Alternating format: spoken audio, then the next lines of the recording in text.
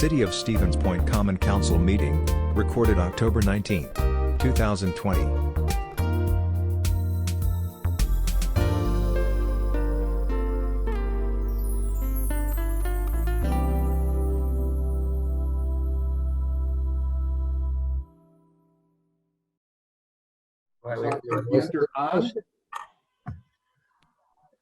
I saw Clerk Yenter on.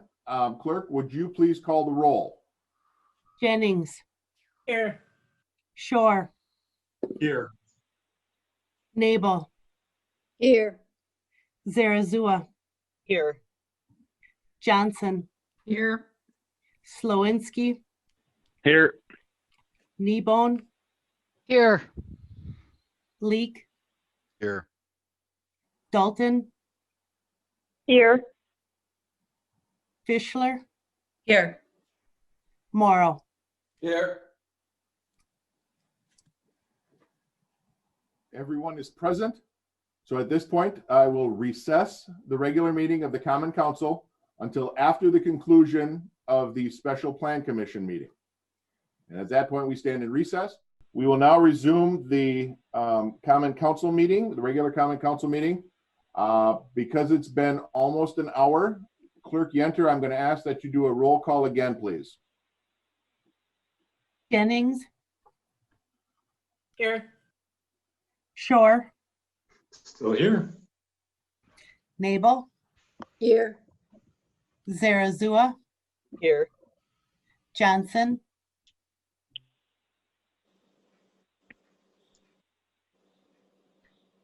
Johnson? Here. Slowinski. Here. Kneebone. Here. Leek. Here. Dalton. Here. Fischler. Here. Morrow. Here. Thank you. Everyone is still present. Would you please join me? I'm going to change my screen to a flag. And if you would, please join me in the Pledge of Allegiance. I pledge allegiance to the flag of the United States of America States of America. and to the republic for which it stands, one One one nation, under God, indivisible, with liberty and justice for all. Thank you all very much. Alderperson Kneebone, thank you for providing your own flag. I'm sure there are others that do that, but thank you for doing that. And we will continue on with the mayor's opening remarks. Because we got quite a late start, I had some comments prepared in regards to a couple of things that are going on in the community. So I am going to do the Reader's Digest abridged version. We have an election coming out in 2 weeks. Vote. You have multiple ways to do so. If you have any questions, contact the city clerk's office at 346-1569. But please exercise your right to vote, whether that is in person, absentee in person, or absentee through either the mail or dropping it off at the clerk's office or dropping it off at one of our 2 drop boxes. The second one is we are still very much in the midst of a global pandemic, and we're not getting better. Wear your masks. Keep away from large gatherings. Keep your family, your friends, and even the strangers that you meet safe by practicing some safety guidelines. Please take this seriously. I would also like to recognize a couple of retirements that we've had.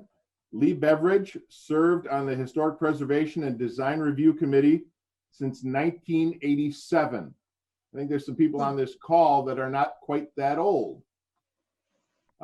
Lee had served in various capacities and most recently as the chair of the Historic Preservation and Design Review. He has chosen to step down, so we will have an opening on Historic Preservation and Design Review that we are going to get published very soon.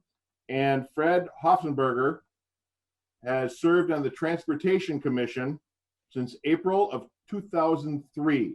Again, another dedicated public servant that has chosen to step down. I want to thank them both very much for their service.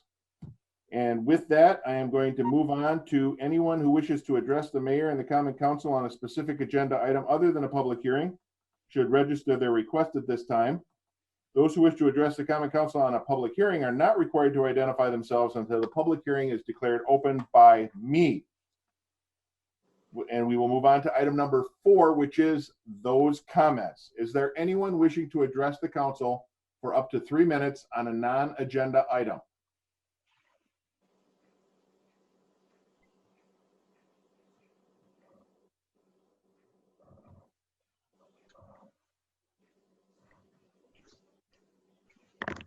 Seeing none, I'm going to move on then to a presentation that we have from Alderperson Thomas Leek and BPSSC Chair Trevor Roark. Now, you gentlemen had a PowerPoint that you need me to put up. Is that correct? Yes, that'd be great. Let me give me a minute. I have way too many screens open.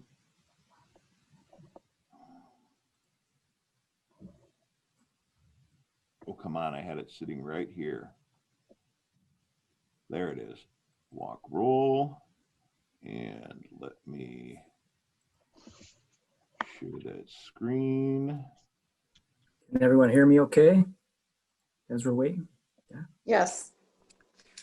cool. There you are. Trevor or Thomas, I would ask that you somehow indicate that you'd like me to move to the next one. Got it. Thank you. All right. Thank you, Mayor Wiesa and City Council for this opportunity to present this evening. I'm Trevor Roark, the chair of the Bicycle and Pedestrian Street Safety Commission for the city. And presenting with me is Alder Leek, who's also a member of the commission. Tonight, we're sharing an overview of the walking rolling audit the commission hosted on the 20th of August, 2020. Our walking rolling audit covered the planned 2021 street reconstructions. First, we'll briefly define the purpose of a walking rolling audit, and then we'll go into some of the observations that were made by the commission, staff, and the public. So slide 1, which is where we're at. Tom, go ahead. Yeah, so according to the AARP, many communities in the US are designed exclusively or nearly exclusively for automobile traffic and travel, with very little consideration given to the needs of pedestrians. There's a scarcity of sidewalks, multi-lane roadways that are unsafe to cross, and a lack of street maintenance. These are all factors that discourage or prevent people from walking. So a walking rolling audit helps provide potential solutions by identifying roads and intersections that are dangerous for pedestrians, but can and should be safely walkable and crossable. And people can we assess the streetscape, streetscape and right of way at eye level to better understand current conditions and possible improvements. And Mayor Wiesa, if you could move on to slide 2, please. The gathering on the 20th of August was attended by most of the members of the BPSSC. Again, that's the Bike Ped Commission for the city. It included city staff, including Director Badoon, Director Karnowski, and Associate Planner Kuhn, as well as a member of the public. The group used the AARP Walk Audit Toolkit, which you saw at the top of this presentation, as a foundation for this assessment.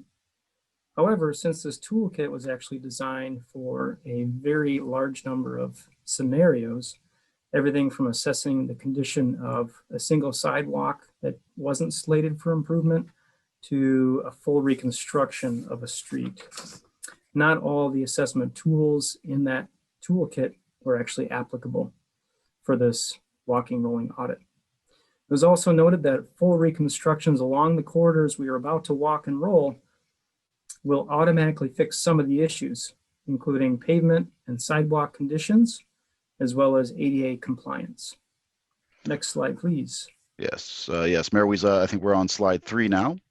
So when I rolled up actually on my bicycle, the first thing that happened was that Trevor described the route and the purpose of this audit. And we started at the intersection of 5th and Grant, and we went down east on 5th, then south on 1st, then east on Portage, south on Smith, and we landed where Smith meets Center Point Drive. So we walked and rode along the route because we had a walker with us to experience what it would be like to walk this route with a walker, as well as a wheelchair. And we discussed the conditions, asked questions of city staff. Director Konoski and Director Badun were along with us, and we were making notes. And further, we had the wheelchair, and I got to experience that. And well, I guess we can talk about some of the larger observations. Can we move on to slide 4, please? Right, that's, oops, I need to look here. So this was, this a part of the route, and actually, I guess we can move on to slide 5 now as well. Oh yes, and there I am in the wheelchair, doing getting the new experience. So some observations. Some intersections were quite busy and wide, including 1st and Portage and 2nd and Portage. Outside of the intersections of Portage and 2nd and Portage and 1st, there was very little traffic using these streets. We did observe some bicyclists, some cyclists, and somewhat fewer people walking. A number of sections had a narrow sidewalk with little or no buffer from the traffic, including parts of 1st Street and Portage Street. And here, well, in the picture, what you see me is what I'm doing there is navigating or negotiating a curb cut onto the street in the wheelchair.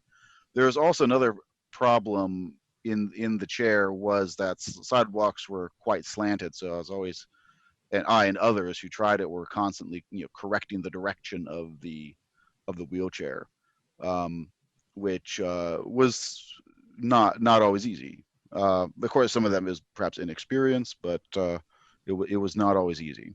So the block between 1st and 2nd along the south side of Portage Street has no sidewalk at all. Some stretches would benefit from trees and the terraces along every street that we walked and rolled. There's very little street parking, or very little street parking was being used. Maybe about 5 to 10% capacity, and which may indicate the streets are overbuilt. Yet this is only a snapshot of the route we described. And most volunteers who tried the wheelchair struggled to navigate. Again, some of this was inexperience, but also was the result of fair to poor conditions of certain crosswalks and intersections. And let's see, there were 3 intersections, if we go on to slide 6, specifically that had pedestrian concerns, if I may. So Portage and 1st, the intersection is wide with fast-moving traffic. Further, it's missing sidewalk on the southern leg on the east side of 1st Street. Director Badun mentioned that it is possible to incorporate adding the sidewalk into the project as budget allows. Then Portage and 2nd, sidewalk is missing here too on the southern leg on the west side of 2nd Street. And Center Point and Smith, in this picture here, we observed a wide and fast-moving intersection here. There's a slip at the northwest corner of the intersection, which allows cars to move through and turn right at relatively high speed. So slips prioritize cars. So they're now, if it increases the speed of the car, that's of course a reduction in safety for pedestrians and cyclists. Furthermore, one resident that was along with us mentioned that when he tries to use the pedestrian island in the slip during the winter, it's almost always full of snow and ice, making it more dangerous. Director Badoon mentioned that this might be another case where if traffic volumes don't warrant the slip and the project budget allows, this intersection could be redesigned to increase safety. So, Trevor, take it away. Okay. All right. So based on the observations of the group during this walking rolling audit, we had summarized the ratings during the regular BPSSA meeting, which happened immediately after that audit. For each category, the ratings could be excellent, good, fair, or poor. Since we had 5 out of 6 commissioners attend the experience, the highest rating is 5. That's the highest rating possible. So here's what the commission rated. For crossing streets and intersections, all 5 of us rated these as fair. For sidewalks, 2 commissioners rated them good, and 3 poor.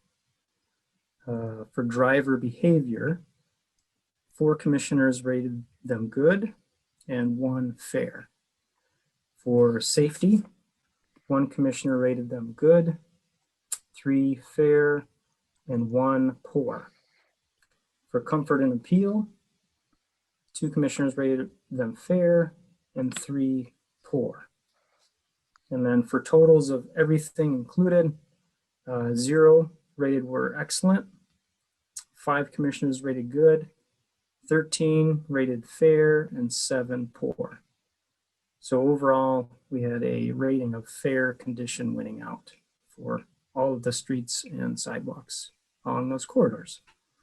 So in summary, the results of this walking rolling audit will inform the Public Works Department planning and design of streets for 2021 planned reconstructions in Stevens Point. And with that, I thank you again for everyone's time. Thank you very much. We appreciate that. Thank you. We will move on now to the consent agenda. Item number 6, the consent agenda. Alderpersons, is there any alderperson wishing to pull anything from the consent agenda for further discussion?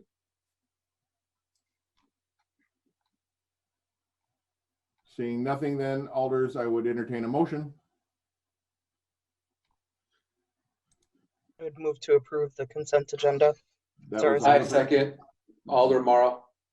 Alder Zarazua made the motion. Alder Morrow made the second. Any discussion on the consent agenda? Hearing none, clerk, could you please call the roll? Jennings, Aye. Shore, Aye. Nabel,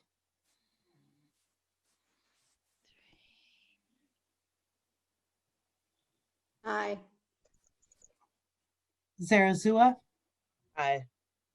Johnson, Aye. Slowinski, Aye. Kneebone, Aye. Leek, Aye. Dalton, Aye. Fischler, Aye. Morrow. Aye. Thank you, clerk. Unanimous consent shows the consent agenda is approved. Item number 7 is an ordinance amendment to section 9.05 of the Revised Municipal Code as it relates to parking. This was discussed at our committee meetings. Alderpersons, any additional comments or questions? I move approval. That was Alder Shore moving approval. Seconded Jennings, by I'll Alder, second. seconded by Jennings. Any comments from the public?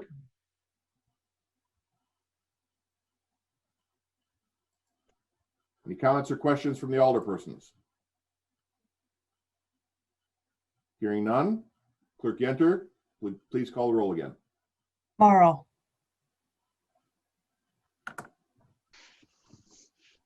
Aye.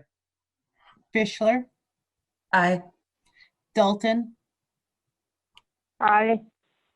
Leek, Aye. Kneebone, Aye. Slowinski, Aye. Johnson, Aye. Zarazua, Aye. Nabel, Aye. Shore, Aye. Jennings. Aye. Through unanimous consent, that is approved. Item number 8 is a public hearing on a special assessment for the installation of water services, installation of sanitary sewer laterals, and installation of storm sewer laterals, project 20.03. We will turn it over to Director Lemke. We got multiple pages here. Anything you want to add to the project, Director? Nothing to add. 2 stormwater Okay. laterals. Yep. All right. So I will, are there any clarifying questions before I open up the public hearing from any of the alderpersons? Okay, moving forward then, I will declare the public hearing open. Anyone wishing to offer testimony on the special assessments for that project, please identify yourselves and offer that testimony.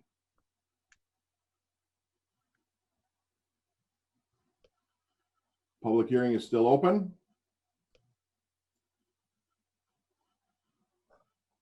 And for the final time, the public hearing remains open.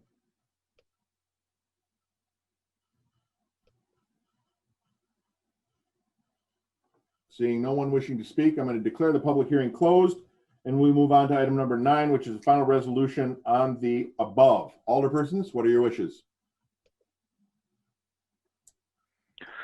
This is Alder Slowinski. I'll move approval of the resolution for special assessments for the installation of water services, installation of sanitary sewer laterals, and installation of storm sewer laterals, project number 20-03. Thank you. Do we have a second? Alder Fischler, I'll second. Seconded by Fischler. Any further discussion? Hearing none. If you are in favor, you will vote yes. If you're opposed, vote no. And we'll have Clerk Yenter call the roll. Jennings, Aye.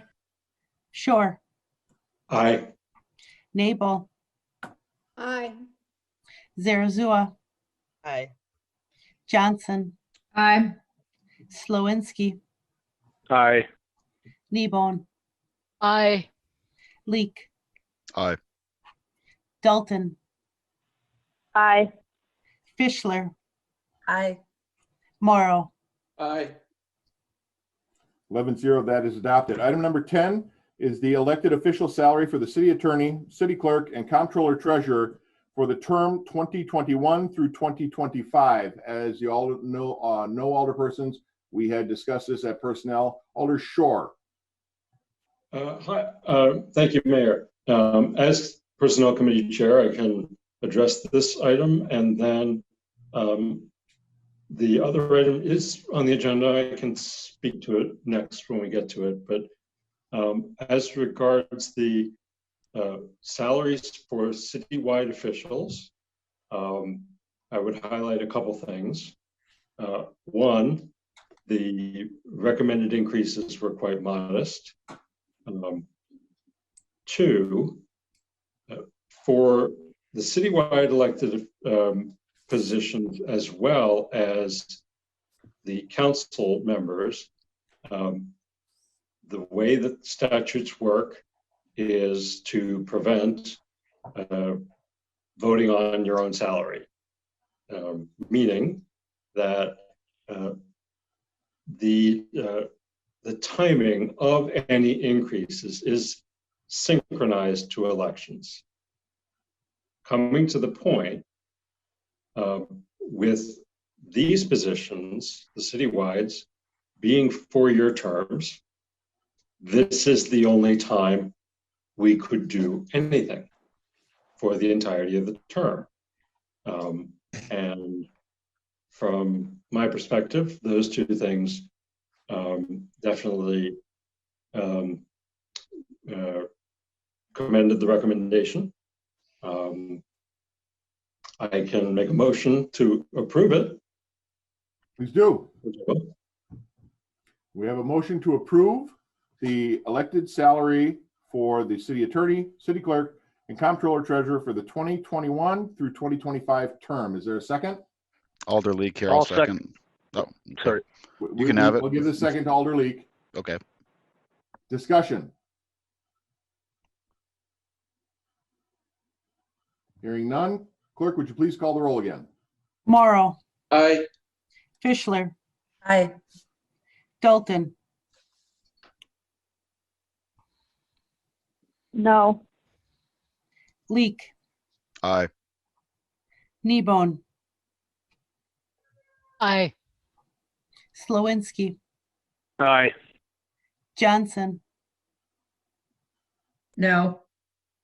Zarazua, Aye. Nabel,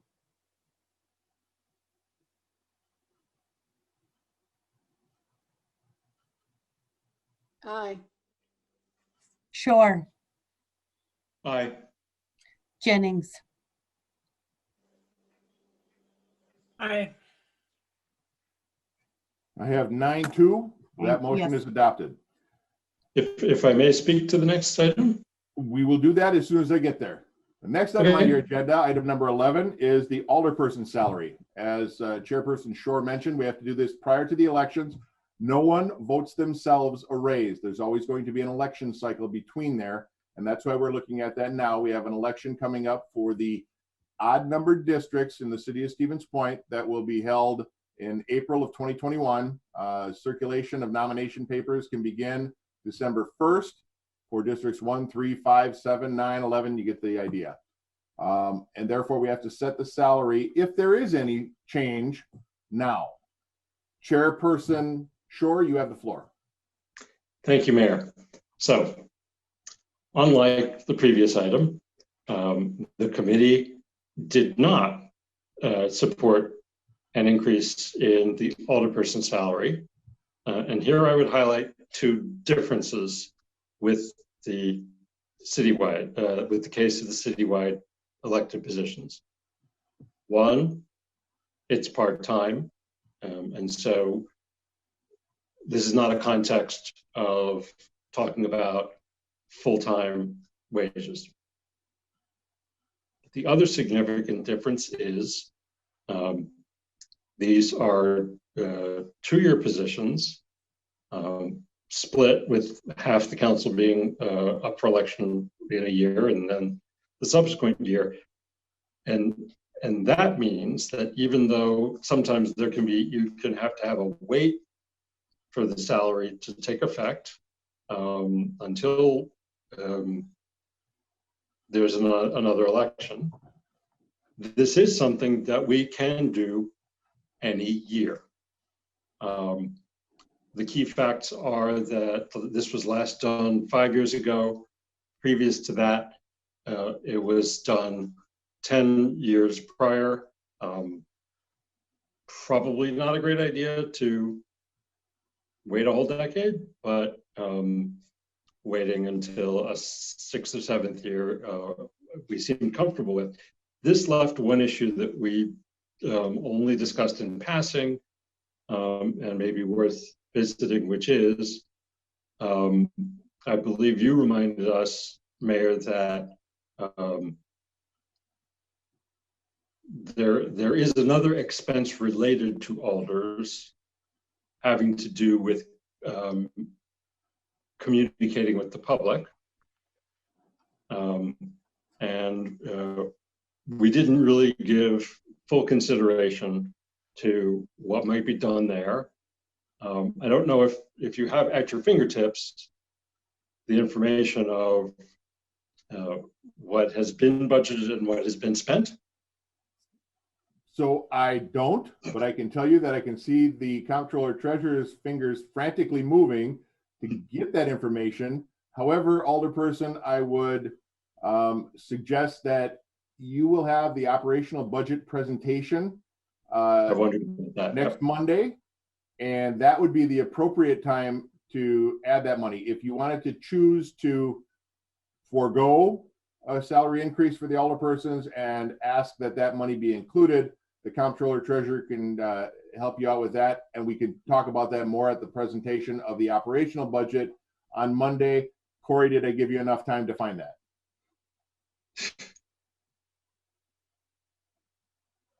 Yes. So for the alderperson budget, there's 3 different line items that you do have for various things. So you've got general travel expenses, which is $1,000. You've got miscellaneous expenses, which is $5,700. And then you've got general seminar and education expenses, which is the 1,500. So basically, you'd say roughly 2,500 for sort of the education and travel to be able to go to conferences if you want to go to the League of Wisconsin Municipalities Conference or something like that. And then the miscellaneous expenses, the 5,700, that's mainly been used to send out mailings through the district. If you're having a listening session and you want to announce that to your district, or if there's other information that you want to get out to your district.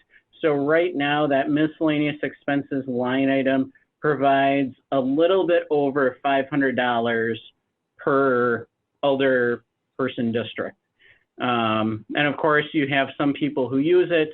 Not everyone uses it every year. So, it does tend to work out. Right. And I want to point out that those numbers are for all 11 alderpersons. Those aren't each. Mm-hmm. Mm-hmm. But it does need to be a multiple. In other words, it needs to be a multiple of 11. It does not. It does not. Okay. It does not, because everything is divisible by 11.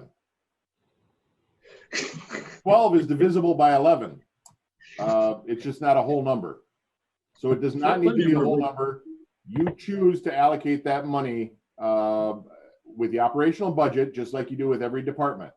So if you choose to, for example, hypothetically, if you choose to forego a salary increase for the next term of alderperson, you could also ask that a similar amount of money be added to line item X. And that might be your educational expenses, your travel expenses, or the general expenses, which is used discretionary. So what I propose to do is I would like to look at the history of how much has been spent, obviously working with the comptroller treasurer, and as suggested, the operational budget makes sense. It's coming up, and so I don't see any need to act on this tonight. We've clarified to an extent, can clarify further, and then make an informed decision. Thank you. And alderpersons, I would remind everybody that all of our budgets in recent history are available online. You can get those through stevenspoint.com and check out the line items yourself. Or we can ask the comptroller treasurer to provide a synopsis of a certain time period if that's what you want, and give you the line items for that. However, tonight we are only considering whether or not to increase the salary for the alderpersons for the upcoming election cycle. Alderperson Morrow, you have a comment in that regard? Yes, I would be against raising the salaries at this time. I know that the city's budget is going to be hit with this recent pandemic as well. We're losing our hotel costs, fees, and that's right there is going to be about $300,000, I think. I don't think this would be a good time for us to really raise our own pay. I know that we all put in a lot of time.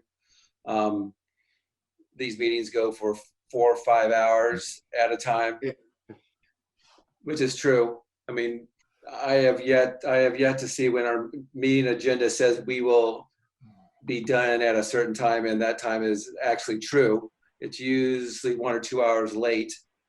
But again, as Alder Shore said, we are part-time, and this is not our primary source of income at all. And all of us do this because we want to. I don't think this would be a good time for us to raise our salaries, especially considering what our city's finances are going to probably be like for next year. Thank you, Alderperson. Was that a motion? That's a motion, correct? So the motion is to not have any alderperson salary increases for the next election term. I'll second. Okay, seconded by Shore. Further discussion there. Alder Zarazua.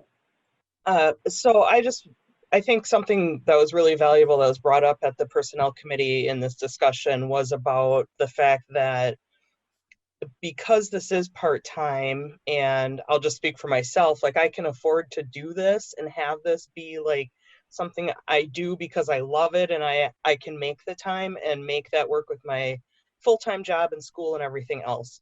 But we talked about the fact that this possibly is a deterrent for people of a lower socioeconomic status, that maybe they're not able to participate in local government to this degree because it's not a well-paid job.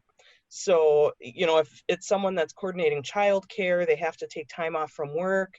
As Alder Morrow talked about, you know, we don't know what time the meetings are going to end. So just keeping in mind that those are some possible real barriers to people having equal access to really run and be a part of local government the way that we're able to.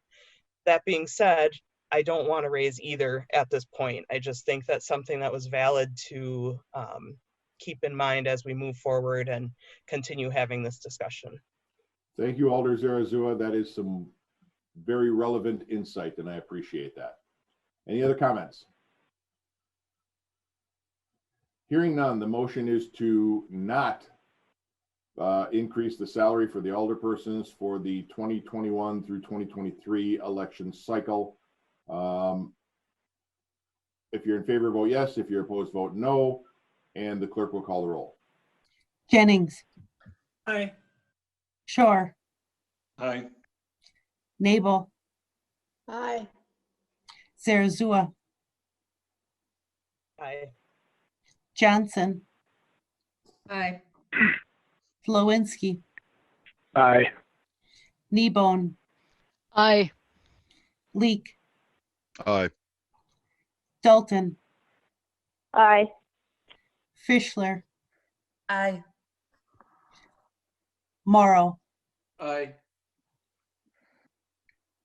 That motion is approved through unanimous consent. Item number 12 is consideration of the 2021 capital budget, capital improvement plan for 2022 through 2025, and an update on transportation aid.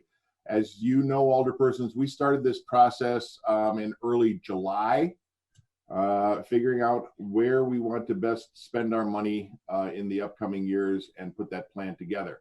The only thing that's going to be set in stone, of course, is this year. However, we project out several years so we know what's coming down the pipe. Comptroller Treasurer, you have some updates on the transportation aid? Yes, so one update that I do have on transportation aid is that looks like our transportation aid from the state is going to be going down about $78,000 for 2021.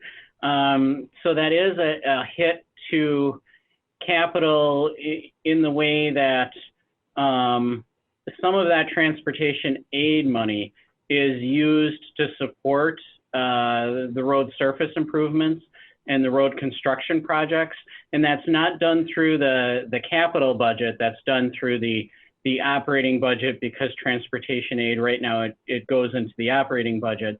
So it's not a part of this budget, but I guess one piece of capital that I want to just kind of leave slightly open is the possibility of trying to backfill some of that, just based on getting this recent piece of information that we're going to have 78,000 less in operating to support road construction and road maintenance. Right now, I'm trying to find a solution to try to backfill that a little bit without affecting any other capital projects or any other departments. So I just wanted to make you aware of that and just kind of put that out there, that that's one piece of capital that I want to keep somewhat open just based on the circumstances. Right. Thank you, Comptroller. Alderpersons, I would entertain a motion.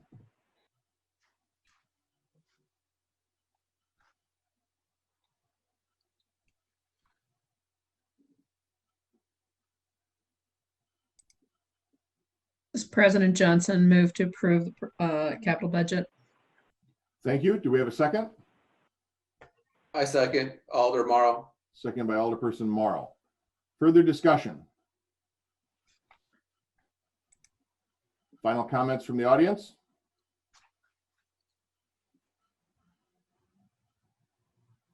Hearing none, clerk, would you please call the roll? Morrow, Aye. Fischler, Aye. Dalton, Aye. Leek. Aye. Kneebone, Aye. Slowinski, Aye. Johnson, Aye. Zarazua, Aye. Nabel, Aye.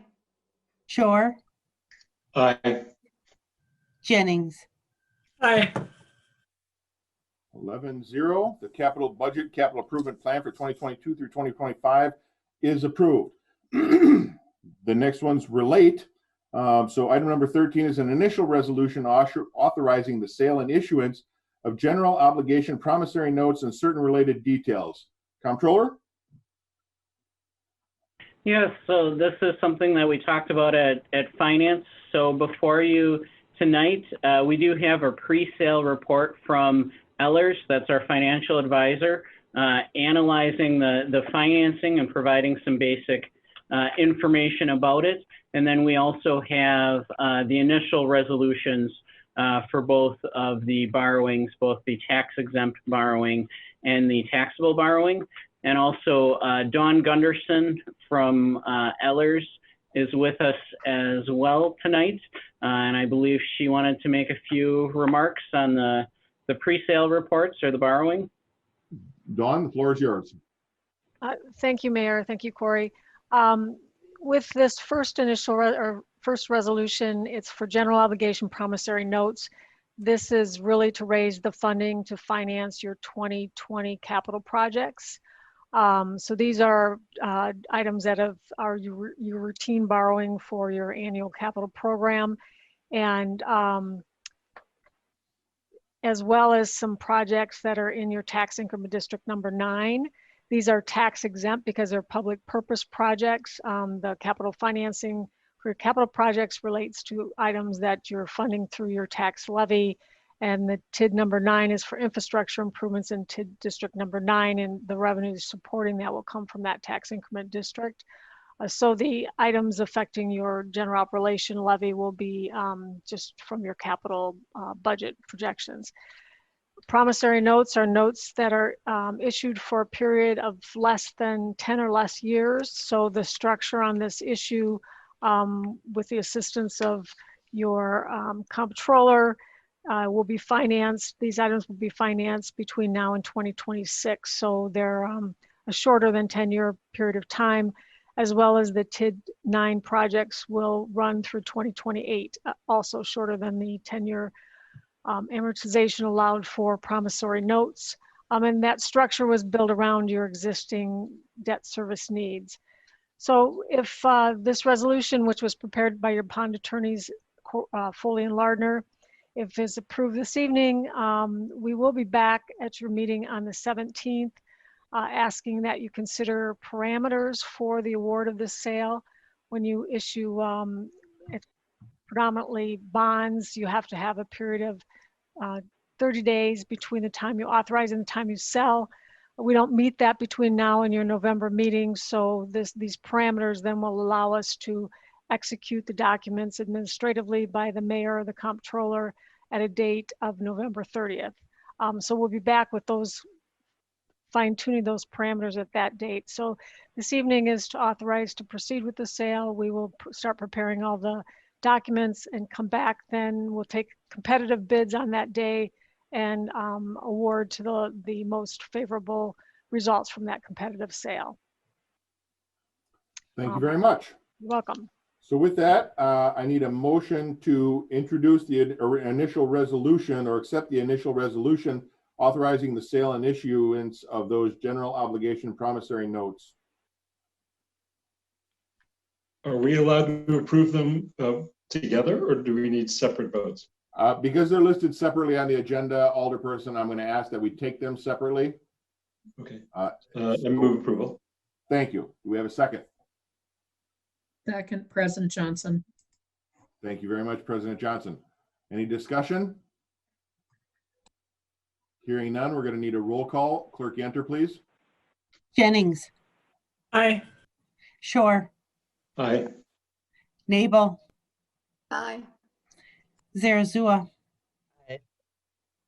Johnson, Aye. Slowinski, Aye.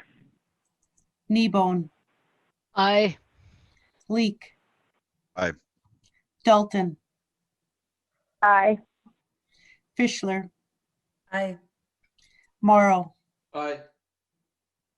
11-0, that is adopted. Item number 14 is the initial resolution authorizing the sale and issuance of not to exceed $3,590,000 in taxable general obligation community development bonds and certain related details.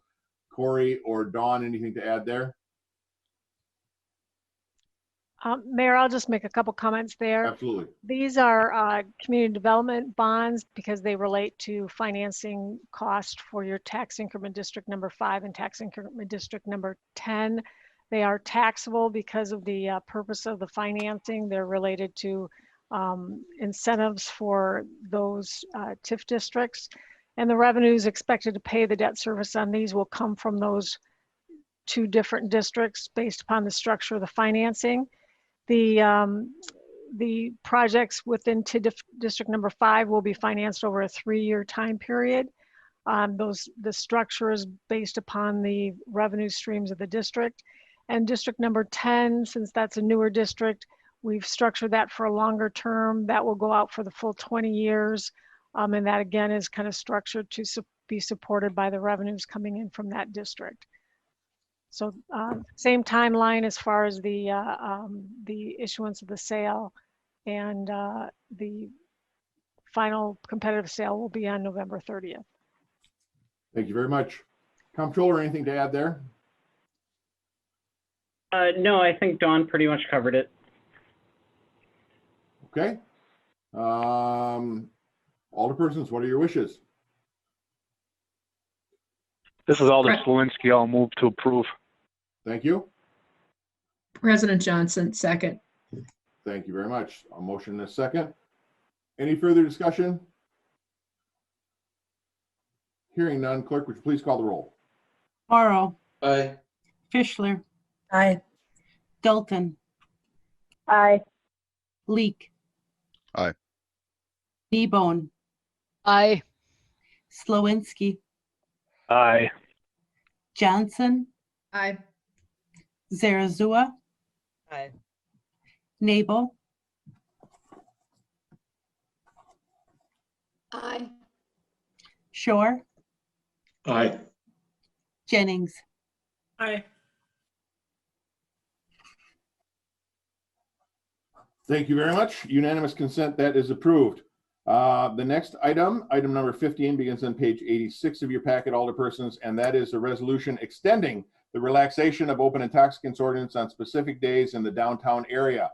This probably sounds familiar because we had talked about this early on as a way to help some of the downtown businesses deal with restrictions to their indoor establishment during COVID. We have had 0 incidents. Chief Zenner, correct me if I'm wrong, but we had 0 incidents as it relates to extending the boundary. And the Downtown Business Association had asked us to extend this. The proposal that you have before you is to extend it through Sunday, March 30th with the same conditions. Chief Zenner, were there any incidents relating to that? No, we have no issues on that. Thank you. Alderperson Nabel, you have your hand up. Yes, thank you, Mayor. I would like to ask that we poll this for reconsideration to bring back to the committee so there can be more discussion. There's quite a bit of changes here of it going through 7 days a week rather than the couple days that we had initially decided to do. And I'm not comfortable with that. We haven't made some real thought here about what types of events that we're going to allow to happen that will cause there to be more people present.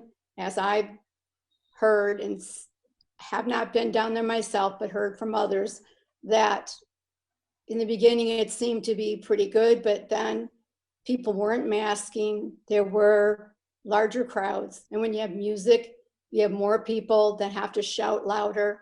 And that is, even though you're outside, is a way of spreading COVID germs. And I'm not comfortable unless we have a serious conversation about this through our committee meetings rather than voting on this tonight. Okay, Alderperson, we did have the ability right now to discuss that. I think you're referring to more events rather than the change in the ordinances. Is that what I was gathering? No, I wasn't comfortable with it to begin with. I voted against it the first time around. And I am even more uncomfortable now with it having it 7 days a week.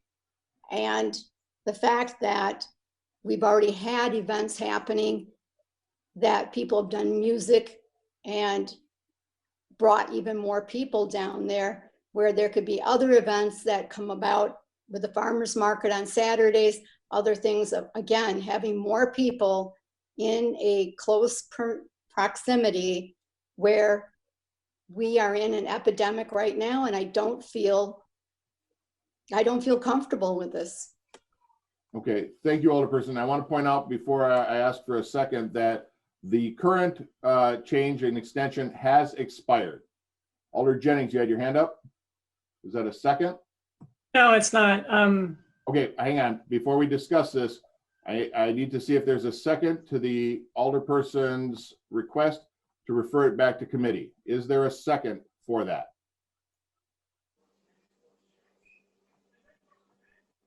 For lack of a second, the motion fails. Alderperson Jennings, you have the floor.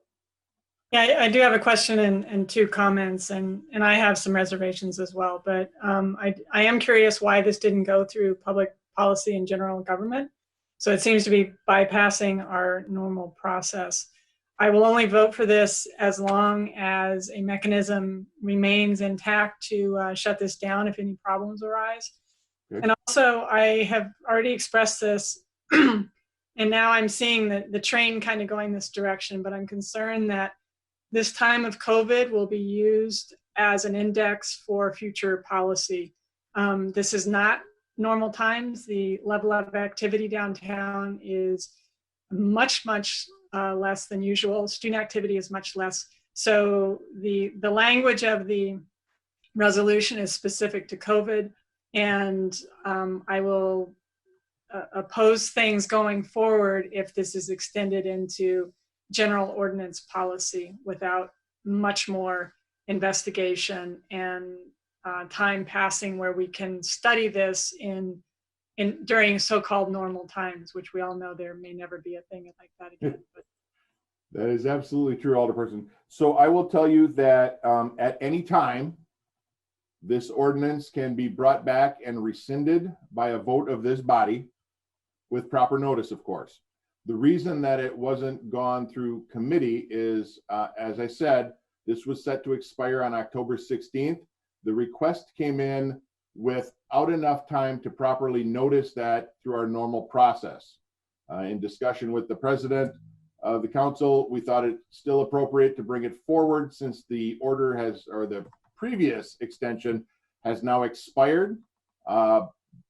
So that's why it didn't go through the committee process. The request from the downtown businesses came in with not enough time to get it on a committee agenda. And President Johnson, I see your hand is up as well, so we'll let you go next. Yeah, I'll take some responsibility here. Excuse me, I'm sorry. A little bit of a problem with my nose here today. I'll take responsibility for it not getting on a committee agenda. I had submitted the request late. That was my fault. And so the timing didn't work, and I apologize for that. I do try to be a little bit more timely. But I think, as the mayor says, I think there are some mechanisms in place. We can pull this permission anytime we wish, and for cause. And yeah, it is extraordinary times, and I wouldn't want to see this go beyond extraordinary times without a considerable amount of due deliberation on what this would look like on a permanent basis if that ever came to fruition. Thank you very much, Madam President. We also have a member of the public / member of the Downtown Point Alliance, Kathy Johnson. You're with us and you asked to make a comment through the chat room. Yeah, hi. Thank you, Mr. Mayor, and to the council. First, I want to say thank you for doing it in the first place. And Kathy, before you go too much further, I need to know, and I think it'd be beneficial for the alderpersons and the public to know if you're speaking for Kathy Johnson, citizen, Kathy Johnson, part owner of Sunset Point Winery, or Kathy Johnson representing the Downtown Point Alliance. Kathy Johnson, owner of Sunset Point Winery and representing the Downtown Point Alliance. Thank you. You're welcome. So thank you. And again, thank you, council. And thank you, council, for adopting it the first time. Yes, the resolution can be pulled at any time. And as the mayor said, we had zero problems, absolutely none. I'm not sure what Ms. Neville was referring to when she said there were lots of crowds and things going on. At any point in night that we had, I'm going to say our average number of people down there were 75 to 100, and everybody stayed in their own little groups of families. They brought their lawn chairs down, or they popped the back of their SUV open and they sat in their SUV. What it did do, though, is not only help the alcohol industry, which is huge to our downtown industry, but also help the restaurants, because people were going to Bill's Pizza and Polito's and Herbert's and Gerbert's and Goo's and green tea, graffitis, and they were all getting carryouts and bringing them down to the square or down to the sidewalks on the outside of the square, because a lot of people sat out there as well. They weren't all in the square. So just wanted to bring that point forward to Ms. Neville. I see that how this reads, and that is not what we asked for. Yes, it reads 7 days a week. We weren't asking for that. It also reads 4 p.m. till 9 p.m. And that is not what was originally done. And we talked about it, and then it went to noon. And I believe, Melissa, you were going to correct that. What we are asking is to add Saturdays, because as we are in the winter months, it's going to get dark out earlier. And yes, we put up lights on the square, but the people families are going to come downtown more on Fridays and Saturdays to enjoy our ice rink and our Christmas tree than they're going to come down on Wednesday nights, because kids have to go to bed. There's still school going on, thank goodness, for many of the children. But I think we're going to see that shift from summertime families coming down, enjoying the music and enjoying the fountain, as many did. And that's going to shift to Fridays and Saturdays, where you're going to get the families down there. So we're asking for the addition of Saturday, and then change the time frame. If Melissa, you will make that motion to do so. But anyway, if anyone has a question for me, I'm more than happy to answer. But that's our request as the downtown businesses. We need this. It helped my business alone, which is off the main drag. I'm not on the square, I'm on the outside. On the days we had it, our sales increased 50 to 75% over the days we didn't have it. That's huge during this time. Sales are still way down, but when we can add that amount to it to help, and it helped many. It didn't just help me, it helped many, as I stated before, all the restaurants and the bars and anyone else that was open on those nights. It helped. We brought people downtown, and that's what this is all about. Ms. Neville, to answer your question, as far as future events, we have no music, it's too cold. So there won't be any music. I know Create is trying to get a nighttime market for December 12th going. And that's all I know about, and she just fell off her chair. So welcome back. Anyway. Thank you very much, Kathy. Thank you. So again, this is a starting point. If you wanted to change the dates or the times or the sunset on it, that is certainly within your purview to do so in the form of a motion, of course. Is there anyone wishing to speak? Officer Zenner, or I'm sorry, Officer Zenner. Chief Zenner, sorry for the demotion. No problem.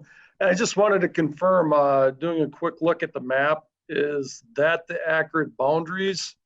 Or I thought we had some different boundary lines on the north side. So this is what was proposed. I don't believe this was the original. I thought we did go up to Centerpoint Drive on the original. But what We did. Yeah. Yeah. To include cobblestone. Right. Yep. And so this is what's being proposed. If we want to change that, now is the time. But again, we want to be careful to not make it too confusing for people. Signs are up on the original proposal. If we want to keep that original boundary, we can certainly do that. The signs will stay where they are. If you want to amend it to either this proposal or another configuration, signs will have to be changed. President Johnson. Thank you. And again, once again, I apologize for any errors or confusion I made on this. I had submitted one proposal, and I think between the back and forth with the city attorney and the mayor may have gotten not necessarily. So I'd like to make a motion to amend this resolution to under the now therefore be it resolved, item 1, to change the exception shall apply from noon, so 12 p.m. until 9 p.m. daily. And then to keep the expiration, and then also amend the map to reflect the current boundaries, which are out to Center Point. Right. All the way out to Center Point and around. Hang on, before we go too far, I want to be clear. Yep. The amendment will not change the dates. It will still be 7 days a week. Did you want to change that? I did not. Okay. So the proposal then for the amendment is to adjust the boundary to what it is currently. And that goes out from Strong's to Center Point, around Center Point, back to, we'll call it the Crosby Avenue intersection. That is correct. And who seconded that? Was that Slawinski? Alder Slawinski. Yes. Slawinski seconded it. Any discussion on the proposed amendments only? Alder Zarazua. I just want to say, I think doing it daily really is helpful, because instead of it being having to remember which day it is, because there are signs up that say no alcohol beyond this point, but it doesn't say Wednesday through Friday. So I think having that consistency will be helpful to conveying that message to people visiting downtown. Okay, thank you. Alder Nabel, you had your hand up earlier. Was there a comment? Yes, thank you. When originally we also made this resolution, it was to go until the end of October, because it would not be as affected by students as it would be if we went later. And so that's completely being thrown out as one of the reasons why we did this, also to the time frame that we had. And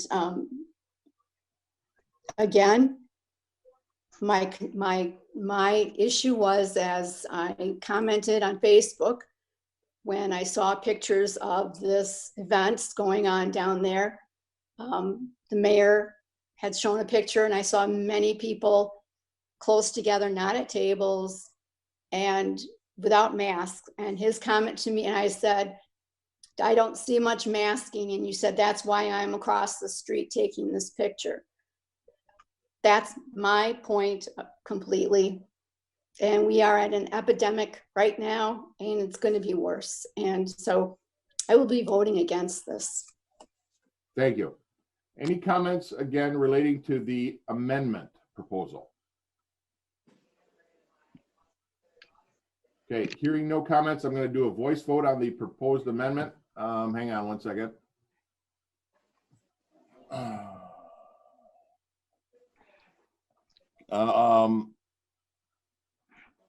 Kathy Johnson just put in a comment in the chat, says, may we point out that the students haven't been here in the last 2 months. I'm just stating that for the record, her words. I'm going to do a voice vote on the proposed amendment. All those in favor of the amendment signify by saying aye. Aye. Aye. Aye. Any opposed to the amendment? Nay. Let the record show that Alderperson Nabel is opposed to the amendment. So now we have consideration of the resolution as amended. Discussion in that regard. Or a motion. President Johnson. I'll make a motion to approve the resolution as amended. Thank you. Do we have a second?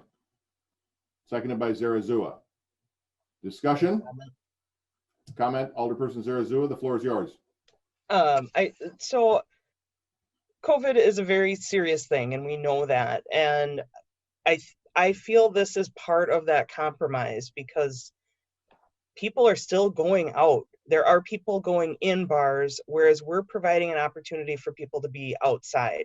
We're encouraging people to be outside and still socializing to a degree. I agree that we don't want to have people congregate, but people are able to still go into the bars. And so all the families that want to have an option are able to do this. And because it is the square, they are able to distance as they choose. As someone had pointed out, I mean, people are out there with lawn chairs. I've been down there where, you know, we maybe had someone that brought chairs for all of us, and we dragged them out and made sure we were away from other people. We had kids that were running through in between our chairs, so we moved our chairs so that they wouldn't run through, because they were kids that weren't in our group. So it just allowed us to have more control over that situation. I do feel that just having this atmosphere and the things that the Downtown Business Association has done to try to promote people coming down is really important. It's important for us to support these businesses. I know the lights down there is just a really small thing, but it really changes the atmosphere of our downtown, just like how the ice rink just changed the whole feeling of downtown. So I think just having this, I know that this is such a change to how we want to do things as a downtown, and we don't want it to be about drinking, but it's still not. It's about people Socializing, connecting and coming together, and we still need those connections. And I would argue we need these connections more than ever because of COVID. So I support this, and I'm glad that this came forward to renew this resolution. Thank you very much. Any additional comments? Mayor, I have a quick comment. I Absolutely. would suspect there will be an increase in Tom and Jerry mix for folks that want to be participating in outdoor beverages come December. Thank you. Any may other I comments? just add mulled wine? Hot Actually, wine. Kathy, please keep your comments to yourself while we're discussing this right now as the committee, or the council rather. Want to try and keep a little bit of order here. Alder Fischler. Yeah, I support this as well. As Kathy mentioned, that it's obviously been helping out our businesses, and I think it's really important. And I know we are in the middle of a pandemic, but people need to get out. And if they're outside as opposed to inside, then I definitely support this. Thank you very much. Any other comments? Hearing none, the motion is to approve the ordinance the resolution as amended.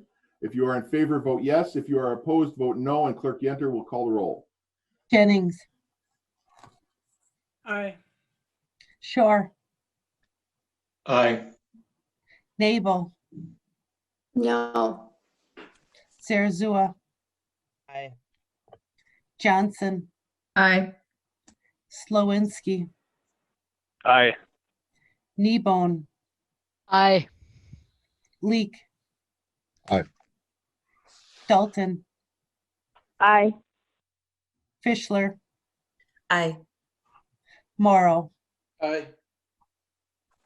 10-1, the motion is adopted.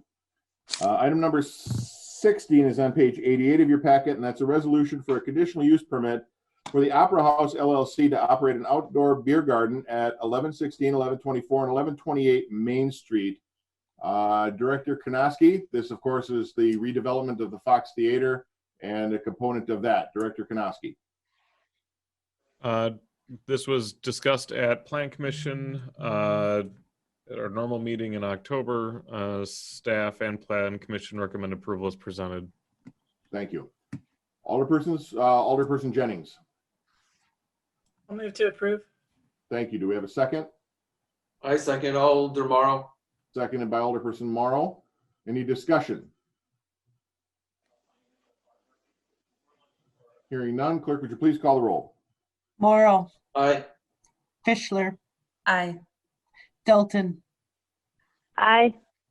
Leek. Aye. Kneebone, Aye. Slowinski, Aye. Johnson, Aye. Zarazua, Aye.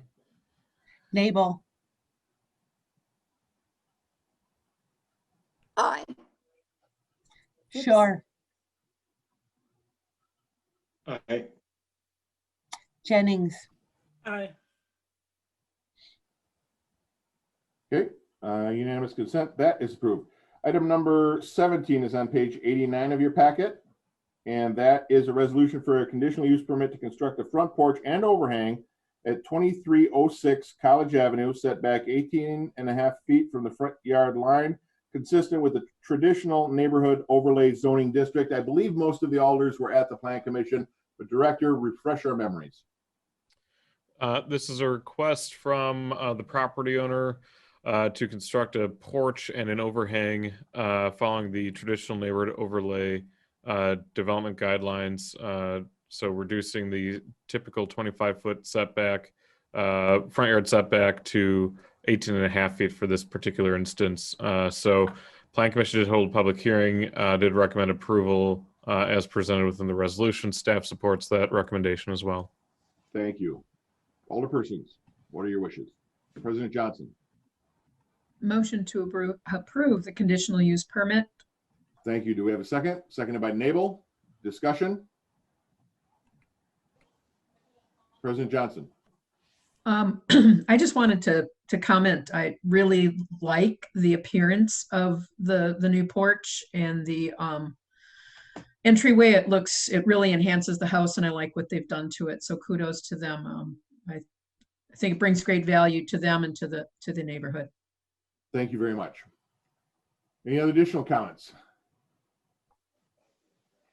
Hearing none, please call the roll. Clerk, oh, I'm sorry. Alderperson Nabel. Sorry, thank you. Alder Nabel, District 3, I again would like to thank the zoning and Director Karnowski for coming out there physically to speak to this person that was asking for this permit.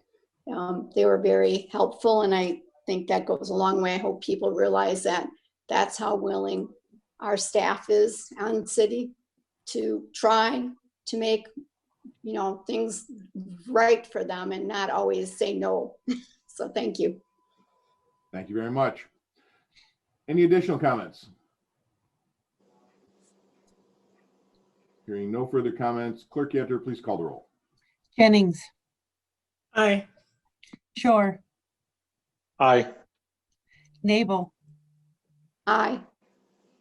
Zarazua, Aye. Johnson, Aye. Slowinski, Aye. Kneebone, Aye. Leek, Aye. Dalton, Aye. Fischler, Aye.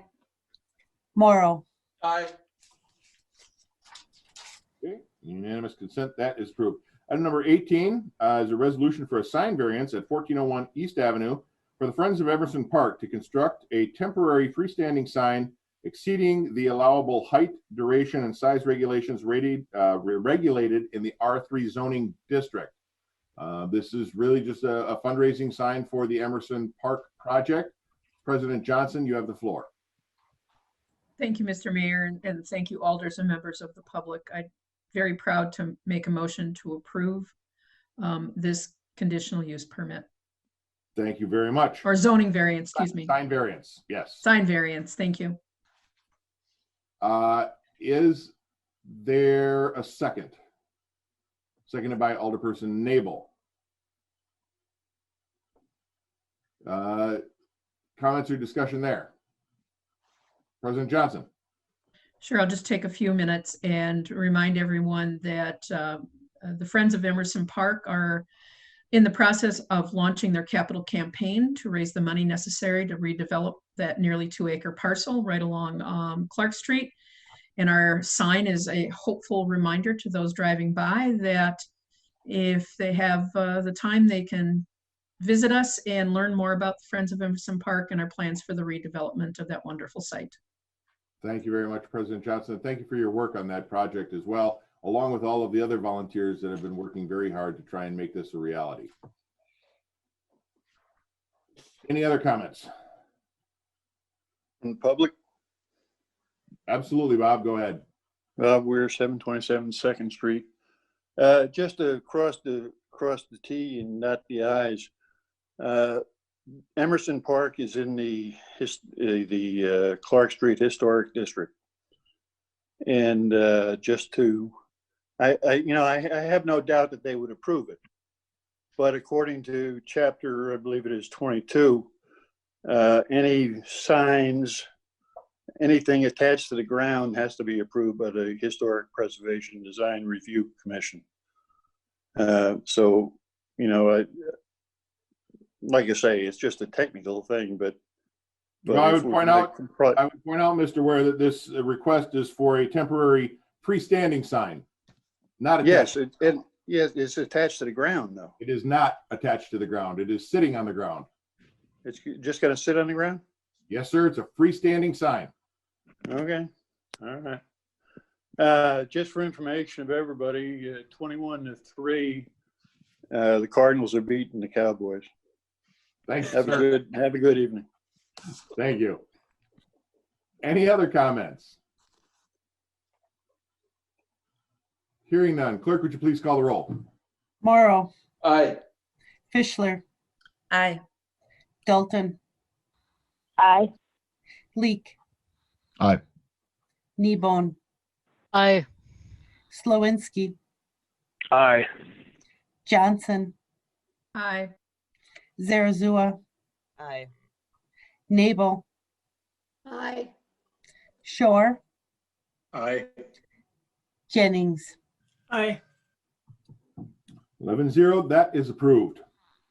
Item number 19, actually the next couple were something that I believe everyone was here for when we were discussed earlier this evening. First one is going to be a resolution to amend the City of Stevens Point Comprehensive Plan future land use map for the property at 1300 Maria Drive from a designation from institutional/government to a commercial office multifamily with the parcel identified in the agenda. Does anyone need a recap of the proposal? Seeing none then, Alderpersons, what are your wishes? Alder Jennings. Move to approve. Thank you. Do we have a second? Seconded by Fischler. Discussion. Alder Jennings. I just want to say what a great project this is, and I understand that there are some constituents in my district and perhaps Alder Morrow's district that will not like this, but given what else could be possibly done, I just hope that over time the public begins to appreciate the effort that has gone into this, both with input from the nuns, extensive work with staff, and these developers who have taken a very careful, pragmatic approach to this with a great deal of attention to aesthetics and history and impact on the community and benefit to the community.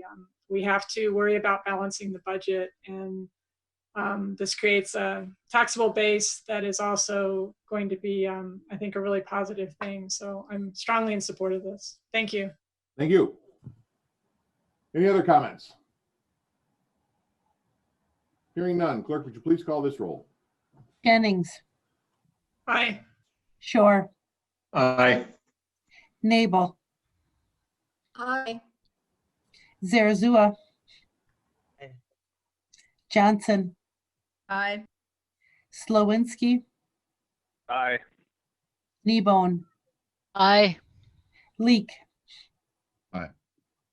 Dalton, Aye. Fischler, Aye. Morrow. Aye. 11-0, that is adopted. Item number 20 is a resolution to rezone the property at 1300 Maria Drive from R2 Single Family Residential to a PD, Planned Development District, with parcel identified in the agenda. Does anybody need to recap? So move. This is Alder Slowinski. Thank you, Alder Slowinski. Is there a second? Second by Alder Morrow. Thank you, Alder Morrow. Any discussion there? Hearing and seeing none. Clerk Yenter, please call the roll. Morrow, Aye. Fischler, Aye. Dalton, Aye. Leek, Aye. Kneebone, Aye. Slowinski, Aye. Johnson, Aye. Zarazua, Aye. Nabel, Aye. Shore, Aye. Jennings. Aye. Unanimous consent, that is adopted. Item number 21 is a resolution for a conditional use permit to allow more than one principal structure and use on a lot of official record consistent with chapter 23.01 sub 13 sub F for the premise at 1300 Maria Drive. This is a conditional use to allow more than one primary structure. Alderpersons, what are your wishes? Alder Morrow, I move to approve. Thank you. Do we have a second? Second by Zarazua. Discussion. This is Alder Morrow. This is in my area. I would like to echo what Alder Tory Jennings said. This is the best that we could have wished for this area. I was worried that for a while that the nunnery might be torn down because it does need some work to it. My son went to school at Pacelli, so he was in there a lot. That chapel is very beautiful inside. I think that the other housing is going to be high quality housing, and it's going to also help with some of the mixed income that we would need for our area. There are a lot of apartments, but the multifamily units, there's a lot of folks that, if it's done well, it would be a great benefit and a great tool that we would have in our city. Thank you very much. Any other discussion? Hearing none. Clerk, would you please call the roll one more time? Jennings, Aye. Shore, Aye. Nabel, Aye. Zarazua, Aye. Johnson, Aye. Slowinski, Aye. Kneebone, Aye. Leek. Aye. Dalton, Aye. Fischler, Aye. Morrow. Aye. 11-0, that is adopted. And the final item regarding the convent redevelopment is item number 22.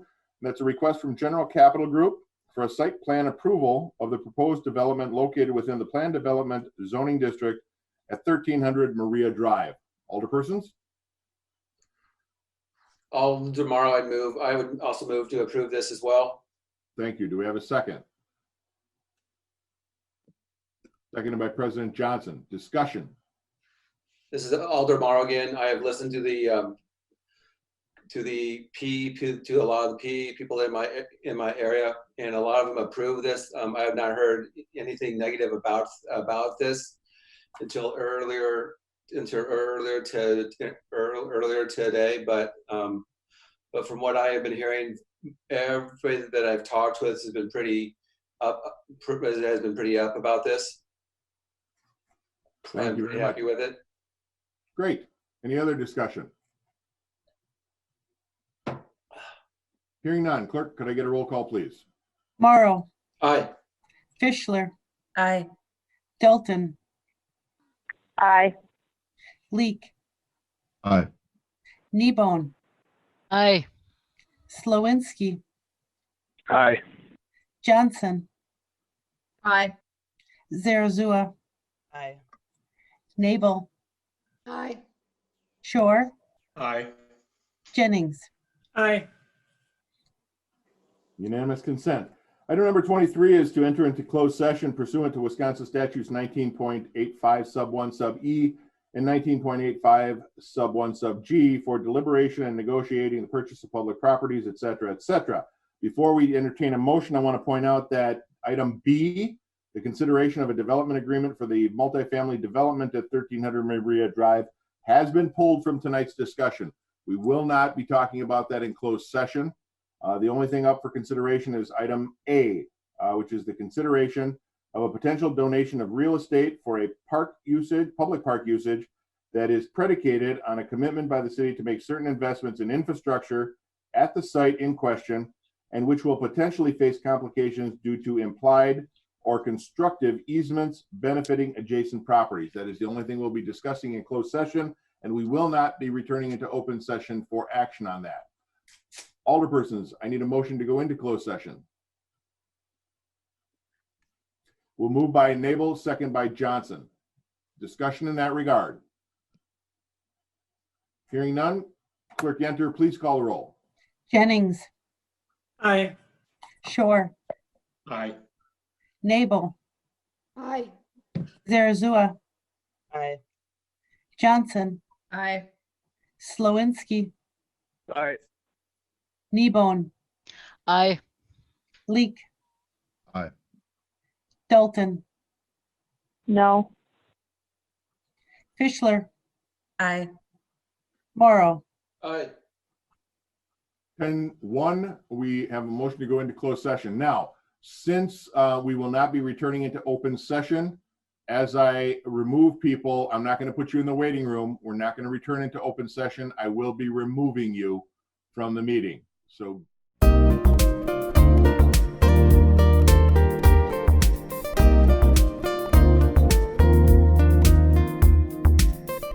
Videos of these meetings are available for viewing on the city's website, stevenspoint.com/videos.